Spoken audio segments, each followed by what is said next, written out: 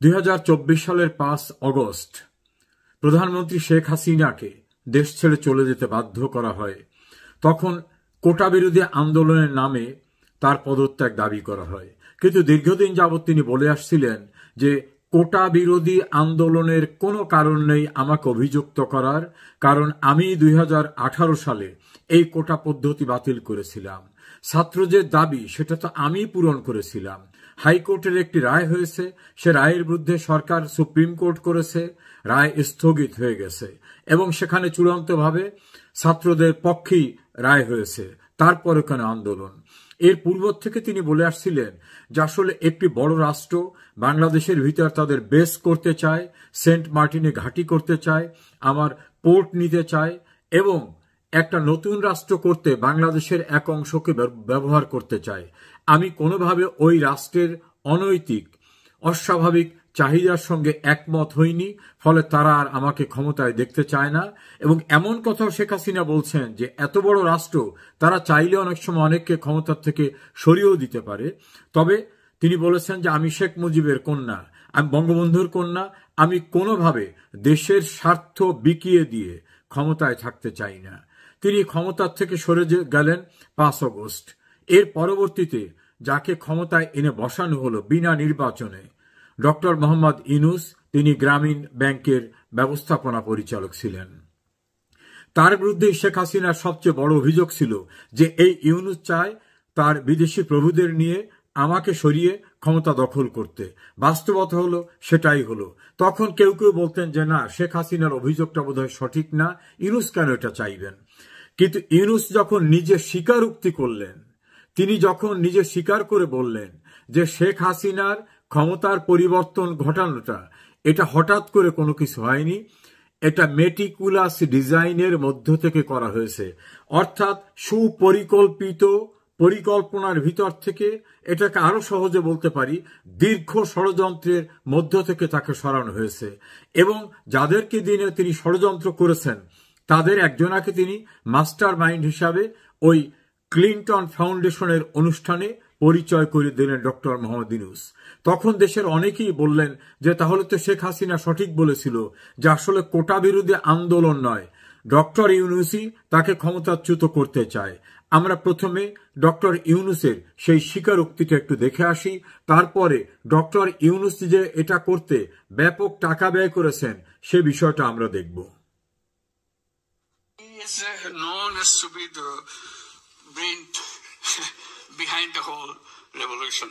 So he denies it repeatedly. He said, not me, many others.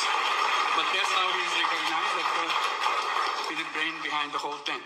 It's amazing, meticulously designed thing. It's not just suddenly came, it's not like that. Very well designed. Even the leadership pattern, people don't know who the leader is. So you can't catch one and say, okay, it's over. দর্শক শ্রোতা, আপনারা দেখলেন doctor Mohammad Yunus বলতেছেন যে দীর্ঘ meticulous ডিজাইনের মধ্য থেকে এটা করা হয়েছে, এটা এমন নয় যে হঠাৎ করে কোনো কিছু ঘটে গেছে। এবং কিভাবে করা হচ্ছে, নেতৃত্বকে সে বিষয়টাও কেউ জানত না। অর্থাৎ শেখ হাসিনা যে অভিযোগটা তার বিরুদ্ধে করেছিলেন সেই অভিযোগটা তিনি উচ্ছ্বসিত হয়ে মার্কিন সাবেক প্রেসিডেন্ট বিল ক্লিনটনের যে একটা প্রতিষ্ঠান আছে ক্লিনটন ফাউন্ডেশন, সেখানে গিয়ে তিনি সেটা স্বীকার করলেন। এখন এই ক্ষেত্রে যে তিনি বিদেশিদের ব্যবহার করেছেন, টাকা ব্যয় করেছেন, এই অভিযোগটা শেখ হাসিনার ছিল। আমরা সেই ক্ষেত্রে আর একটি সাক্ষ্য আপনাদের দেখাতে চাই। সর্ব ইউরোপীয় জামাতের যিনি মুখপাত্র, তিনি এই ঘটনার সঙ্গে সম্পৃক্ত ছিলেন। জামাতে ইসলামী এবং ইউনূস যৌথভাবে যে শেখ হাসিনাকে উচ্ছেদের জন্য কাজ করেছেন এবং ব্যাপক টাকা ব্যয় করেছেন, এই বিষয়টি তার একটি প্রকাশ্য স্বীকারোক্তি আমি আপনাদেরকে শোনাতে চাচ্ছি।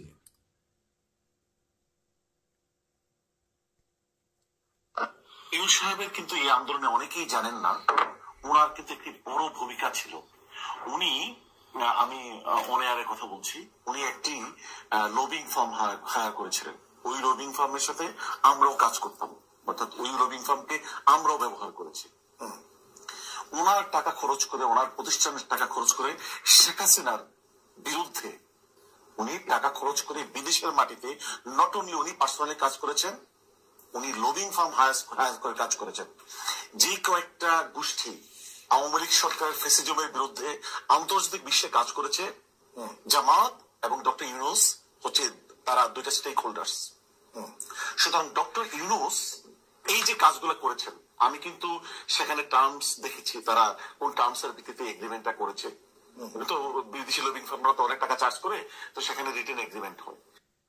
ইউনূস সাহেবের কিন্তু এই আন্দোলনে অনেকেই জানেন না, ওনার কিন্তু একটি বড় ভূমিকা ছিল। উনি, আমি অন এয়ারে কথা বলছি, উনি একটি লবিং ফার্ম হায়ার করেছিলেন। ওই লবিং ফার্মের সাথে আমরাও কাজ করতাম, অর্থাৎ ওই লবিং ফার্মকে। প্রিয় দর্শক শ্রোতা, আপনাদের কাছে আশা করি পরিষ্কার হলো যে ডক্টর ইউনূস একটা লবিং ফার্ম হায়ার করেছিলেন, ভাড়া করেছিলেন, এবং তার যে গ্রামীণ, তার যে প্রতিষ্ঠান, সেই প্রতিষ্ঠানে টাকা বিনিয়োগ করেছিলেন, এবং ওই লবিং ফার্মকে জামাতও হায়ার করেছিল। সেখানে আবু বকর মোল্লা, জামাত ইসলামীর সর্ব ইউরোপীয় মুখপাত্র, তিনি বলছেন কি কি টার্মস ছিল ওই লবিং ফার্ম ইনগেজ করায়, অর্থাৎ অনেক টাকা দিতে হয়, এই জন্য কি কি কাজ করবে লবিং ফার্ম, সেই যে শর্তগুলো ছিল সেগুলো তিনি দেখেছেন। এবং তিনি পরিষ্কারভাবে বলছেন যে ডক্টর ইউনূস সম্পর্কে অনেকেই জানে না। শেখ হাসিনার বিরুদ্ধে যে আন্দোলন, অর্থাৎ শেখ হাসিনাকে ক্ষমতাচ্যুত করার ক্ষেত্রে ডক্টর ইউনূসের গুরুত্বপূর্ণ ভূমিকা ছিল। তিনি বিদেশে বসে বিদেশিদের ম্যানেজ করা, লবিং ফার্ম নিয়োগ করা এবং বিপুল টাকা ব্যয় করেছেন যৌথভাবে জামাত ইসলামী এবং ডক্টর মোহাম্মদ ইউনূস। আপনারা কি বুঝলেন? ডক্টর মোহাম্মদ ইউনূস নামাজ রোজা করেন কিনা জানি না, কিন্তু জামাত ইসলামের সঙ্গে ঐক্যবদ্ধভাবে বিদেশি ফার্ম বিনিয়োগ করে, লবিস্ট বিনিয়োগ করে, বিপুল পরিমাণ টাকা বিনিয়োগ করে, বিদেশকে ব্যবহার করে শেখ হাসিনাকে ক্ষমতাচ্যুত করেছেন। এটা তিনি নিজে যেমন ক্লিন্টন ফাউন্ডেশনে বললেন যে লং মেটিকুলাস ডিজাইনে, বিগেস্ট মেটিকুলাস ডিজাইন এগুলো করা হয়েছে। নাথিং ওয়াজ হ্যাপেন্ড সাডেনলি, অর্থাৎ হঠাৎ করে কোনো কিছু ঘটে নাই। আর জামাত ইসলামীর সর্ব ইউরোপীয় মুখপত্র মোল্লা সাহেব বললেন টার্মস কন্ডিশনও তিনি দেখে দিয়েছেন, এবং ওই ফার্মকে জামাত ইসলামেও ব্যবহার করত। তাহলে জামাত এবং ডক্টর ইউনূস যৌথভাবে বিদেশি ফার্ম বিনিয়োগ করে, বিদেশিদের ম্যানেজ করে এবং দেশের ভিতরে পরিকল্পিতভাবে সবকিছু করে দীর্ঘদিনের ষড়যন্ত্রের মধ্য থেকে শেখ হাসিনাকে ক্ষমতাচ্যুত করেছে। শেখ হাসিনা যে অভিযোগটা এনেছিলেন, সে অভিযোগ এখন তারাই স্বীকার করেছেন। এরপরে কি আর কিছু বলার অবকাশ আছে?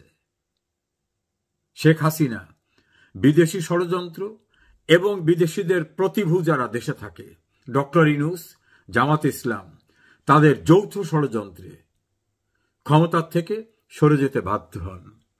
এটাই হচ্ছে বাস্তবতা। আন্দোলন, কোটা বিরোধী আন্দোলন, এগুলো কথার কথা। আশা করি আমার নিজের কথা নয়, তাদের স্বীকারোক্তির মধ্য থেকে আপনাদের কাছে পরিষ্কার হয়েছে বিদেশিদের মাধ্যমে শেখ হাসিনাকে ক্ষমতাচ্যুত করা হয়েছিল। দেশের কোটা বিরোধী আন্দোলন ছিল নামমাত্র, কারণ ওই আন্দোলনের, তথাকথিত আন্দোলনের নেতারা নিজেরাই বলেছেন 5 তারিখে শেখ হাসিনার পতন না হলে তারা অস্ত্র হাতে তুলে নিতেন। তারাই স্বীকারোক্তি করে বলেছেন মেট্রো রেল, পদ্মা সেতু, বিটিভি ভবনে আমরাই আগুন দিয়েছি। তারাই স্বীকার করে বলছেন আমরা পুলিশকে না মারলে আমাদের আন্দোলন বেগবান হতো না। এবং তাদের ইনকলাব মঞ্চের এক নেতা তো পরিষ্কারভাবে বলছেন আমাদের টার্গেট তো ছিল মুক্তিযুদ্ধের চেতনাকে পরাজিত করা, সেটা তো আমরা করেছি।